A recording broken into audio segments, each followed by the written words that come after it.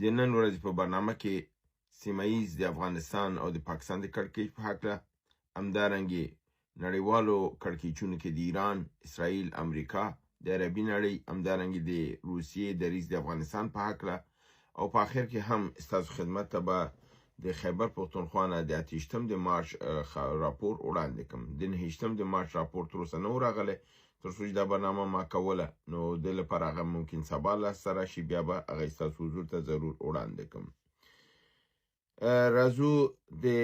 پاکستان او د افغانستان کړکېچ کې تاسو ته معلومه ده چې دواړه طرفونه برید کوي. پاکستان هم بریدونه کوي په مرزي کرښو باندې، په کلو باندې، او زموږ تاسو د نورستان، کونړ او د ننګرهار سیمه ډیر زیات د فشار لاندې ده. اسلامي امارت همچنان د خپل ډرون نه کار اخیستی دی او په پاکستان کې لوړ اهداف یې ایښتي دي، وهلي دي.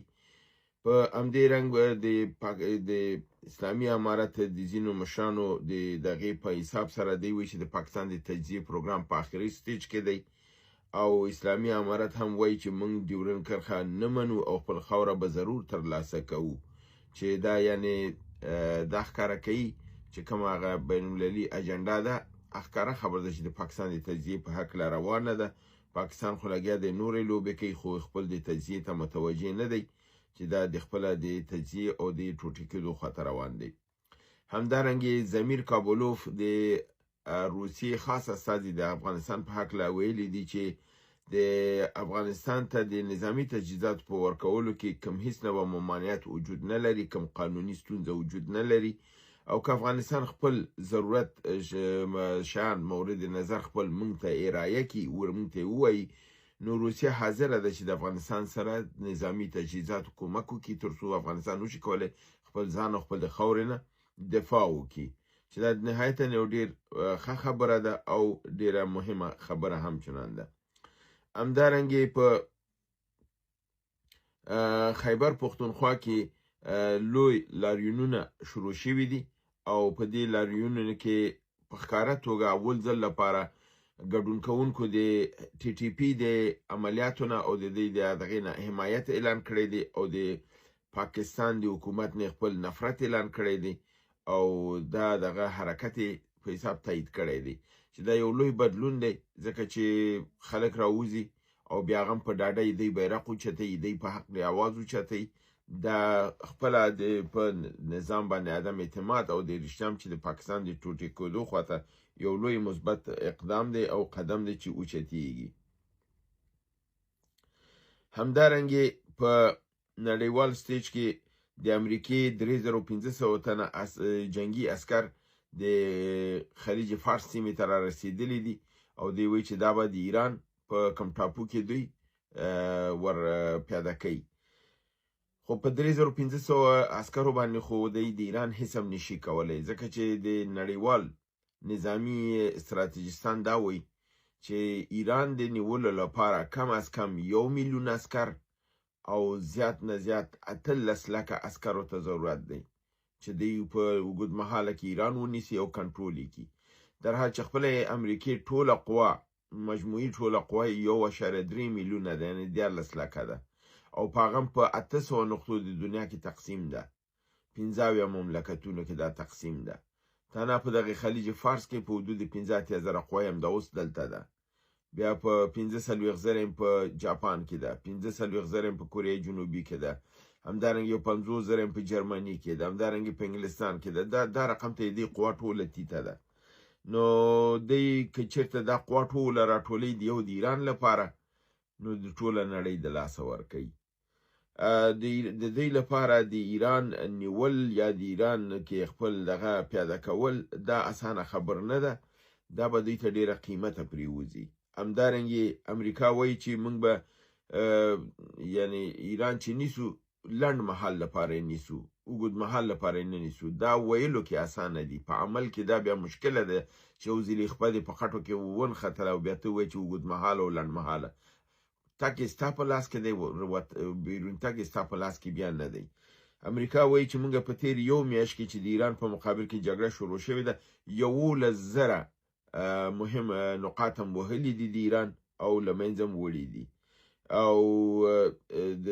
دې بابت نه دی وی چې یعنې موږ ایران کاملا تضعیفه کړی دی که ایران تضعیفه شوی دی نو دا میزایلونه د کوم ځای نه راوځي او د ایران وایي چې زموږ قوه ټوله آماده ده د جنګ لپاره په مجرد چې امریکا راځي د خلیج فارس د اوبو مایان چې دي دا به د امریکا د عسکرو د غوښو ته په تمه وي دا د دوی دغه دی همدارنګې بل خبر دا ده چې د جنګ لپاره قوي اقتصاد پکار دی همدا اوس د امریکا اقتصاد 15.2% انفلاسیون کې روان دی چې ډیر جګ دی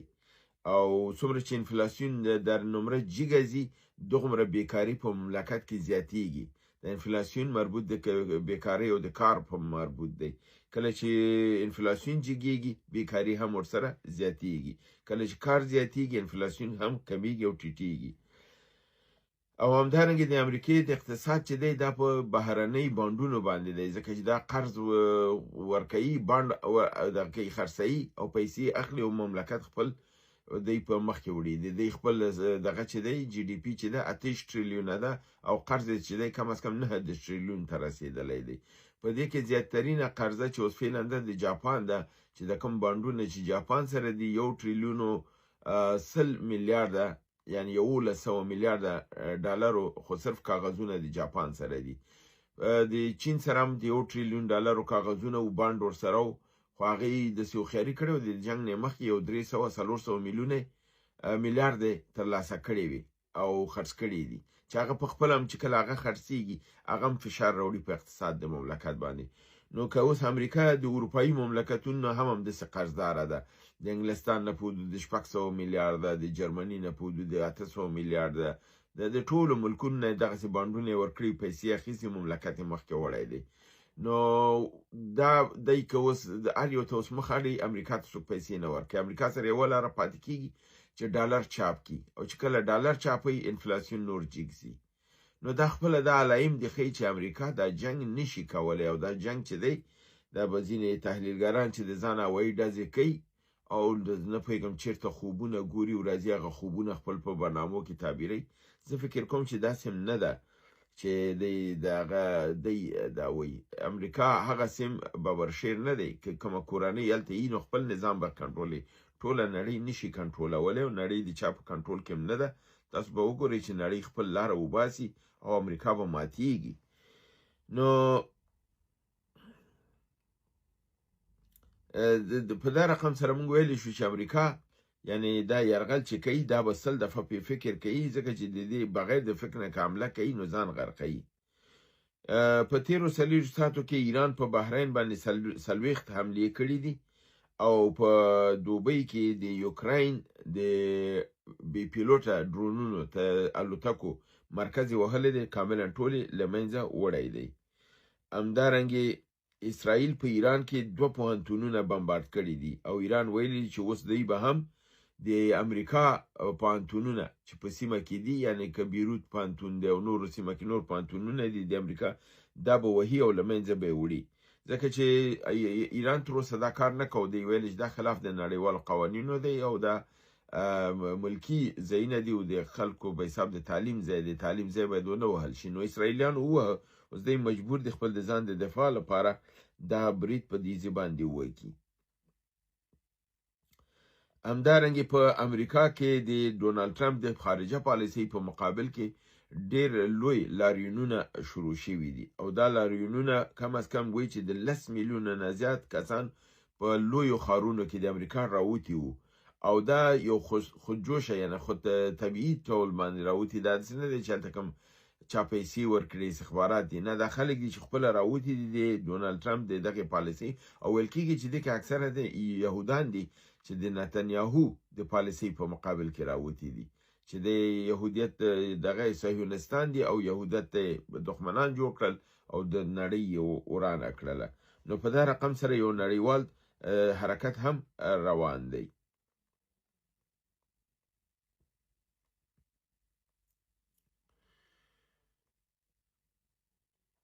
همدارنګې په د ایران د یو برید په نتیجه کې چې په امریکي اډې باندې کړی دی په د خلیج فارس کې د هغه هم د فتح دویم یعنی فتح 2 میزایل نه استفاده کړې ده په کوم نظامي اډه باندې چې دا وار کړی دی 2 امریکایي جنرالان، 4 کرنیلان یا جګړنان، 3 ډګرمنان یعنی لیوټننټ کرنل او 3 میجر یعنی تورنان. دا کسان پکې وژل شوي دي. ټول مجموعاً 12 نظامي کسان وژل شوي دي. او همدارنګه د ایران ملي شورا دا هوډ کړی دی او یو مسوده خپل پارلمان شورا ته وړاندې شوې ده چې دوی به د ان پی ټي نه یعنی نان پرولیفریشن ټریټي چې د عدم توسعې دغه امضا کړې وه، دوی تر اوسه پکې پابند وو. اوس دوی وایي چې ممکن دې ته نور ضرورت نه وي ځکه د دې ان پی ټي کوم ګټه نشته دی. موږ دا امضا کړې وه چې موږ باندې به څوک برید ونه کړي، برید خو هسې هم وشو، نو ضرورت یې څه دی چې موږ په دې په قرارداد کې ځان پابند ساتو او په دې کې موږ پاتې کیږو. اوس راځم د خیبر پښتونخوا او بلوچستان کې په خبرونو او راپورونو. په بلوچستان مستون کې د پوځ باندې برید شوی دی، مرګ ژوبله ورته اړول شوې ده. همدارنګه په بلوچستان په پنجګور ښار کې د نظامي اډې او پیګاګانې وهل شوي دي، بعضې مکملا نیول شوي دي او د پنجګور ښار مکملا د بلوچستان لیبریشن آرمۍ لاس ته لوېدلی دی او اوس فعلا د دې کنټرول د هغوی په لاس کې دی. همدارنګه مورخه د 28 د مارچ 2016 مجموعي عملیات ټول 12 شوي دي چې ولایت وزیرستان شمالي کې 3، په ولایت وزیرستان جنوبي کې 1، په بنو کې 1، خیبر کې 1، باجوړ کې 1، په شین بلوچستان کې 1، په ټانک ولایت کې 1، په دیر پایین کې 1 او په د وزیرستان جنوبي کې ولایت پنجاب جنوبي کې 2 عملیات شوي دي. ولایت وزیرستان شمالي ولسوالۍ سپینوام شکره فوجي پوسټ باندې سایبري برید کې 1 کس وژل شوی دی، 1 امنیتي کامره ویجاړه شوې ده. همدارنګه ولایت وزیرستان شمالي ولسوالۍ سپینوام د ټي ټي مداخل په یسرخله سیمه باندې کمین وهل شوی دی، 8 عسکر وژل شوي دي، نور زخمی شوي دي او 1 موټر د پوځیانو ویجاړ کړل شوی دی. همدارنګه ولایت وزیرستان شمالي او سپینوام ولسوالۍ د سرویک فوجي پوسټ باندې د جی ال برید کې 4 عسکر وژل شوي دي. ولایت پنجاب ولسوالۍ دیرې غازی خان د تونسه شریف په علاقه کې جوتر سی ټي ډي کمیټې امن د دواړو مشترکه دغه په مرکز باندې د جی ال په حمله کې تعرض شوی دی، 15 عسکر وژل شوي دي، 8 نور ټپیان دي او باقي نورو فرار کړی دی. ولایت بنو ولسوالۍ میریان سیدان ممخیل ګرځنده پولیس باندې کمین وهل شوی دی، ای اس پی دلنواز خان او ملګري هلاک شوي دي، موټر سوځول شوی دی، 2 کلشینکوفه، 2 ګرنیډه، 1 ټلیفون او 2 د کلشینکوف جاغورونه غنیمت نیول شوي دي. ولایت خیبر ولسوالۍ باړه میدان علاقه فوجي ګیسټ هاوس سنایپري برید کې 1 عسکر وژل شوی دی، 1 موټر تخریب کړل شوی دی. ولایت باجوړ ولسوالۍ ریاست د انځري سرلړۍ پولیس چوکۍ کې سنایپري برید کې 1 عسکر وژل شوی دی. ولایت پشین په بلوچستان کې ولسوالۍ قلعه عبدالله اس ایچ او علي محمد کاکوزی په برید کې زخمی شوی دی. ولایت وزیرستان جنوبي ولسوالۍ شکتوی ژاور کلي کې پر پوسټ باندې سنایپري برید کې مالی او ځاني تلفات ور اړول شوي دي. ولایت دیر پایین ولسوالۍ سمرباغ شاهي پوسټ باندې سنایپري برید کې مالی او ځاني تاوان ور اوخته دی.